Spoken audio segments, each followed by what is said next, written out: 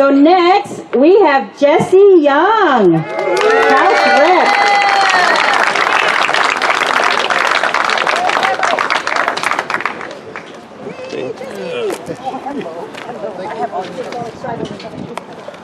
Oh, great. You got all my stuff. I love it. Hey, we got buttons up here. If you want some buttons, come grab them. Guaranteed to make you feel 10 years younger if you put a Jesse Young button on. And if you believe that, I can sell you some COVID masks. So, hey, listen, thank you all for coming out today. Did anybody get permission from the governor? No. Why? Because you don't need it, right? I don't need it. That's right. We don't need his dang permission to live our lives. For some reason, however, he seems to have assumed that type of authority. I don't know that we're fighting as hard as I would like down in Olympia.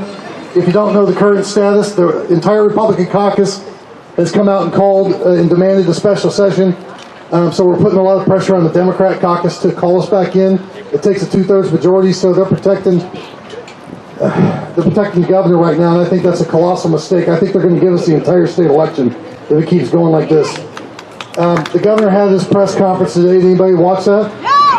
What, don't some of you suffer from insomnia? You could have gone to sleep if you'd watched that. that big press conference. Well, let me give you the highlights if you want that. We're putting out another letter. We're debating as to whether or not we continue to sign any extensions. The governor basically has an ultimatum. If he continues to try to seek to shut down after the 31st, there's going to be a lot of pushback on us to give him any more authority. I wish I had the sole vote there. I don't. But any more authority on any of the laws that he is suspending. The emergency declaration is over. There's no emergency. Therefore, he has no right to call for the emergency procedures. But he wants to operate, he wants to socially pursue an agenda, especially a green one to remake the economy, which is going to, I think, is not only going to hurt all of us. The problem that the governor has is it's going to hurt the communities that vote for Democrats more than anybody. This is going to lock down Seattle in a way that they cannot predict. And if they start losing the millennials, if the average kid that's gone through school in the last 15, 20 years starts to wake up and realize what having their freedoms taken from them really means to their lives, I think they're going to come and they're going to start looking for all of us that espouse the virtues of our Constitution. And if we get that, that's going to be a major win for us. So be sure that you're paying attention online. If you see a young kid up there screaming for Bernie, make sure that you introduce them to the principles of the Constitution, because I think they're right to be picked. But thank you. Listen, I'm frustrated as a state representative. For over a month and a half now, I've been calling for us to come back into session. I've been calling for us to open back up. We are effectively in a perpetual state of purgatory as your state reps. When the governor didn't call his emergency declaration until a week and a half after we were out of session. And I had never once thought in my entire career that a full-time legislature was a good idea. In this state, I've always thought, well, dang, having a part-time legislature keeps the Democrats from doing a bunch of more heinous things all throughout the year. But this is the first time in my entire career I've thought that maybe that's not a good idea. Because being relegated to the sideline means that we can't stand up and co-equally legislate as the judiciary branch, which is still going, which is clearly left in this state, and the governor, which is clearly left. We have to fundamentally change that. Look, I've got bills right now. How many of you have heard of the Boise Plan? Okay, I see a few hands. Stands for, it's an acronym, stands for a statewide dual moratorium on B&O taxes and impact statements on everything. That's the Boise Plan. And what that would do is that's going to revitalize the state economy and give a much needed influx of capital liquidity to our private sector market to allow businesses to overcome the restart costs that they've had to endure while they've been unfairly shut down. So not only are we leading with the call to bring us back into session, end the shutdown, we also have a plan to get us economically going. I think it's important to note, because what do they claim? That the average media soundbite for a group like this is going to label us as what? Extremists. Extremists. How many of you feel extreme? Or how many of you feel professionally convicted to uphold your rights and the rights of your fellow countrymen? That sounds pretty darn professional to me. I don't buy into that, and I want to encourage you not to buy into that rhetoric that somehow says we're fringe, that somehow says we're radical. We are the ones standing up for tried and true principles that made this nation great, that made it the the foremost sought-after country in the world for both economic vitality but just fundamental liberty. That's the professional stance. And to say that people like us can't choose to socially gather in a professional way outside, thank you, and do so in a way that also stands up for the right. We're standing up for the rights of every person that's not here. That's professional. That takes courage. And this rhetoric that they want to try to use to say that we're fringe, to say that we're radical, is only meant to achieve one thing. It's meant to dismiss us from the conversation. And the reason why they want us dismissed from the conversation is because they cannot beat us in a debate. Because we have truth and honor on our side. So, and we have history on our side. Thank you. Listen, I don't know what's going to happen. I believe, my best guess is that we're going to go, they're going to finally have to relent, and we're going to go into special session sometime in June. That's my best gut feel.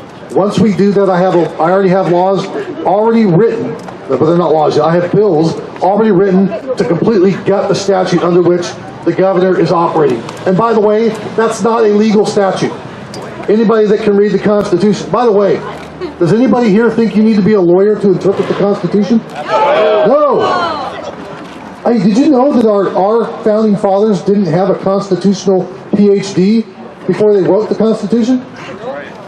They were farmers, they were local businessmen, they were patriots that came together and crafted a fundamentally sound document that has lasted almost 300 years. Yeah. Now, the point being, you don't need to be a lawyer. God bless lawyers, especially constitutional lawyers. But you don't have to be one. I mean, if you're going to abdicate your right to interpret the Constitution, then why don't we just create a law that says every legislator has to pass the bar before they can run for office? Good idea. No, that's not a good idea. I'm being sarcastic, just to be clear. How about if they pass a constitutional test? I like that idea. Maybe. We'll see. He said, why don't we have them pass a constitutional test? Well, hey, you know that President Obama was a constitutional scholar. Didn't you know that? Yes. Just smart enough to know how to try to end around it. Nonetheless, I think they're going to call us into special session. I've already written bills to gut that statute, 4306.220. It's an unconstitutional law. It has never been challenged in court. It would not survive a constitutional review or scrutiny of the courts. And it would be struck down. It's just never been tried before because no one has ever attempted to use it the way that the governor is using it. And that's a fundamental breaking of his oath of office. Look, I'm willing to stand up and talk to you all day about that. I love the fact, and I feel honored that you all came out today. Thank you for standing up for our liberty. We need to do this together. Look, I would like to point out, Heath, can you raise your hand? Heath is my campaign director, right over there, Air Force veteran. Solid guy. Look, if you want to potentially help a constitutional... By the way, did you know that I'm the only constitutional serving representative on the Puget Sound? They said 7 years ago that I could never hold this seat. They said that you need to move to the middle if you want to hold a seat on the Puget Sound. But people like you have proven them wrong because you voted for guys like me. You supported me, you stood up, help other candidates just like me. Where are all of our, Marty? I see Marty sitting back there. Oh, there's Matt. Look, man, can you imagine what would happen if we took over the state and if we got another 1994 event? Let's do it. Oh, wait, where's Elizabeth? Oh, On a okay. Zoom call with. Okay. So, and Elizabeth Price and I are running against Derek Kilmer. Let me tell you something. Your job will not be over if we get that major win. You realize that? Yes. Your job will have to be to come kick me in the butt, but kick every state legislative Republican. If we go into a supermajority, you need to make sure that we pass the laws that we're all griping about. That we're all griping about right now, because if we get that supermajority, that's a once-in-a-generation opportunity. And there cannot be some move to the middle in that scenario. We must claw back the infringements that they've written into our statutes and turned into law, or the unauthorized authority that they've given to unelected bureaucrats to infringe upon your liberties. We must claw them back. I know that there's an attorney general right there that would help us. Okay. By the way, I guess the other thing I'll give you, Representative Walsh and I and a number of other legislators joined onto it have specifically written letters to Attorney General Bob Barr and personally invited him to come into our state and protect our liberties. And we're starting to get some engagement on that front. So hopefully we'll see some action there. Because Inslee has clearly overstayed his mandate. Listen, I would love some more support. If we go back into session, I hope you guys know that we can't raise money anymore, especially as elected officials. So if you are inclined to give, I would love some donations to help make sure that I can fund up through the primary if I get locked down. Because in our state, if we go into session, we can't raise money. But I can raise money right now. So if you're inclined to help, come grab either Heath or me, and I'd love to have your support. Thank you. God bless you all. On the table. Jesse, hold on. I kind of wanted to brag about Jesse. Jesse is here in the 26th Legislative District.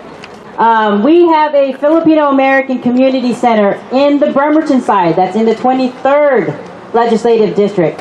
And I approached Jesse because our building's falling apart, and Jesse helped us get a capital gains budget approved. Budget allocation. Yeah, and it got approved in the Senate, correct? And so it's part of the 2021 budget, and we got $163,000 to repair our building. And all from Jesse. All from Jesse. So I'm really proud of that and happy that he was there to come to our aid, even if it wasn't his district, because he knows that his constituents here in the 26 use that building, and so it was important for him also. So.